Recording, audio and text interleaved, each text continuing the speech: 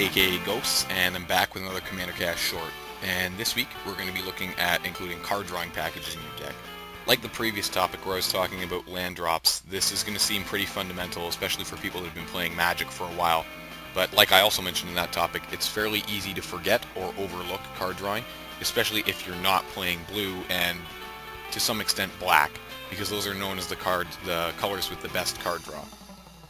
So even if you end up in something like white-red, you still have plenty of card draw options, and it's important to include those because EDH games go on long enough that you're going to run out of gas eventually if you're just running off the top of your deck, and that's a situation you want to avoid. Another reason that card draw is so important is that in multiplayer, naturally, you have more opponents to deal with, so you have to make better use of the cards you have, or make sure that you're drawing more of them. Drawing more of them is usually the best option because your permanents are going to get destroyed fairly regularly in EDH. With that many players at the table, depending on how big your group is, this can be more or less important. And in one-on-one, you might be able to run off the top deck, but I don't have enough experience to be able to speak on that with any expertise. Now, because card draw is unevenly distributed across the colors, you have to be pretty careful about your choices if you're not running blue and, like I said, black. But between the limited options within the color pie in any given color, and some of the excellent options that artifacts provide, there's no excuse for any deck to not have the capacity to refill its hand from time to time. So I'm not going to go over every single option that's available for every single color, obviously, or go over all the artifacts. I'm just going to kind of give a brief look over some things that you might not be as familiar with, but first we're going to look over some of the kind of general rules about card drawing in EDH that you want to be thinking about when you're putting together your card draw packages. So off the hop, we have to consider whether we want conditional card draw or unconditional card draw.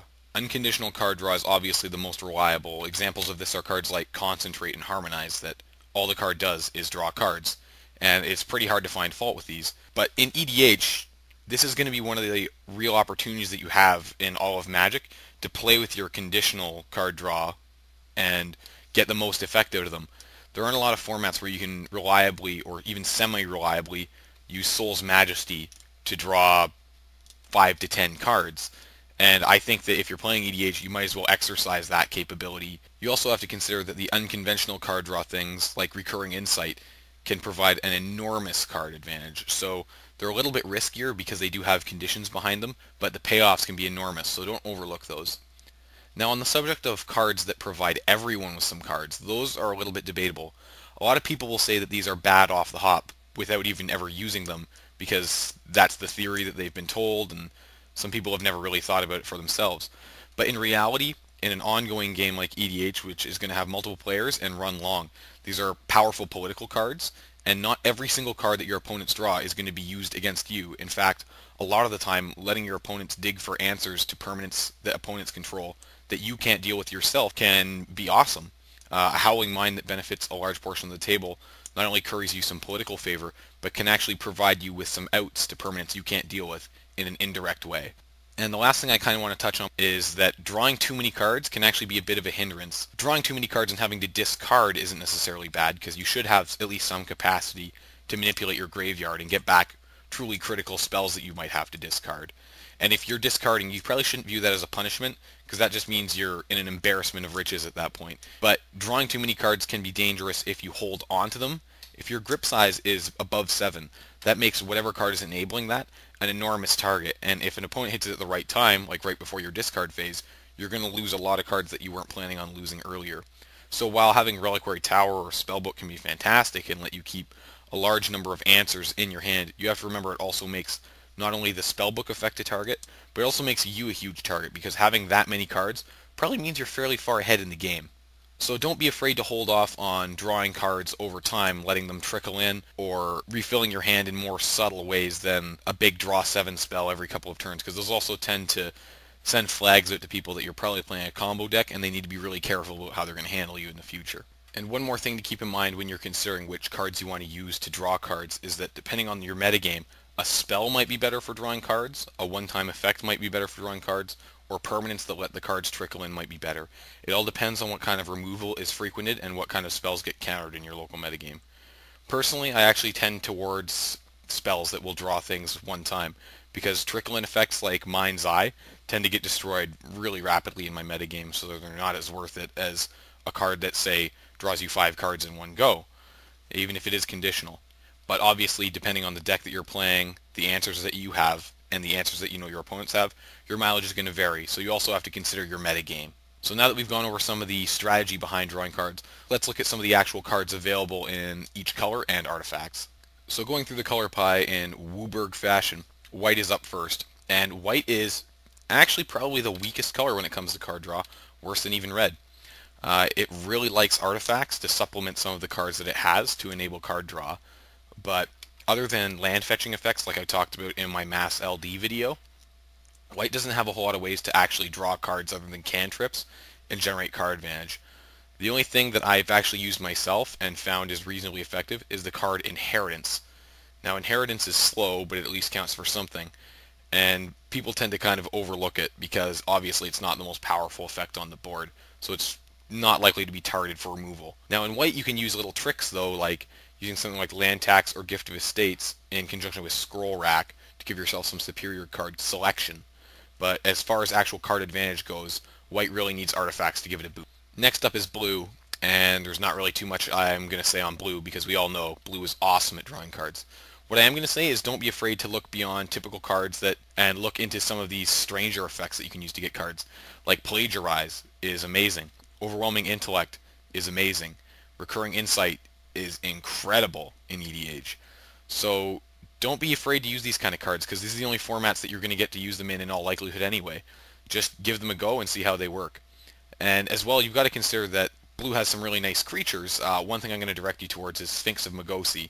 This is not only a kill condition with evasion, but it also draws cards and gets bigger for doing it. So it's pretty hard to go wrong with that boost. Looking into black's options, black has a variety of well-known and excellent options for drawing cards, including the infamous Necropotence, Promise of Power, which is quite widely played, and Siphon Mind, which has the amazing peripheral of making your opponents lose cards as you draw. Now everyone's familiar with these options because they're so good, but black has lots of other alternatives that are also amazing. When you look at black's capability to manipulate creatures in the graveyard, you get cards like Reaping the Graves and Urborg Uprising, which are both solid and less well known.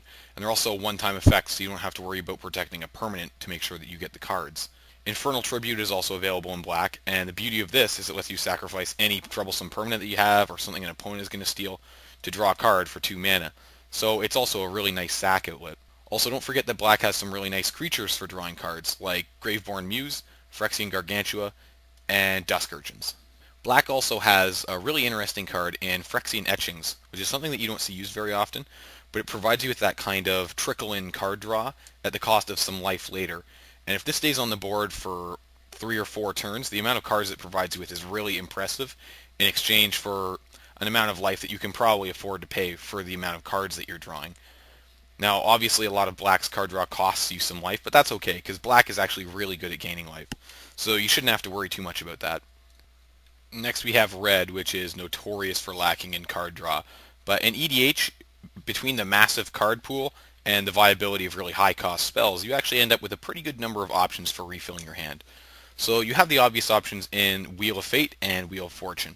And there's really not a whole lot of reason not to run both in a mono red deck because you're kind of hurting for card draw, and they're both really good. They also have the peripheral of disrupting your opponent's hands if they've been sculpting them for a while, which is nice. This format also gives Chandra Ablaze a reasonably good home. In mono red deck, she's actually very powerful.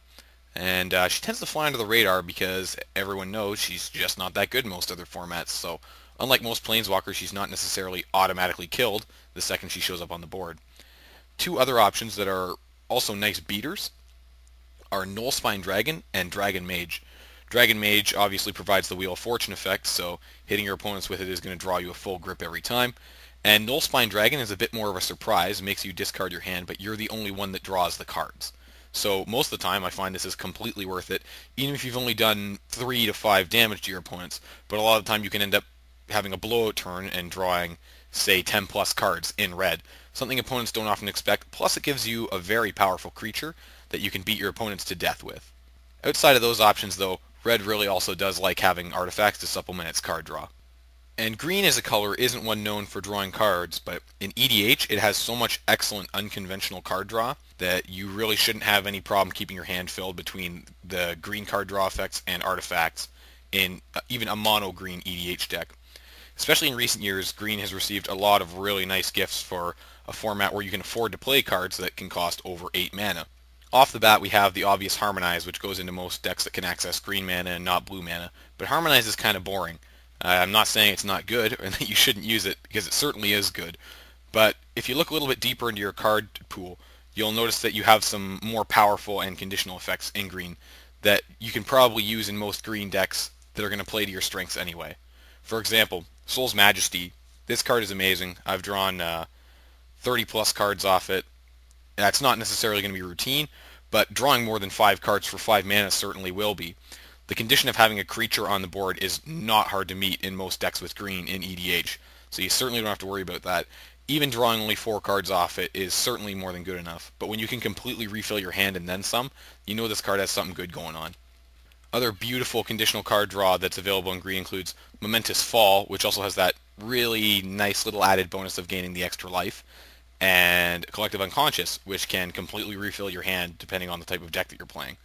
Green also has access to the somewhat infamous Greater Good, which is widely recognized as a fantastic card draw and card quality engine in EDH. And capping things off, we're going to have a look at artifacts. Now, to kick things off, let's have a look at Howling Mine, Font of Mythos, and its ilk. These cards are often overlooked because they provide all your opponents with cards, but like I said earlier, if you use them with caution, they can actually be pretty good because they're powerful politically, they curry favor for you, and they let your opponents draw answers to cards that you can't answer yourself.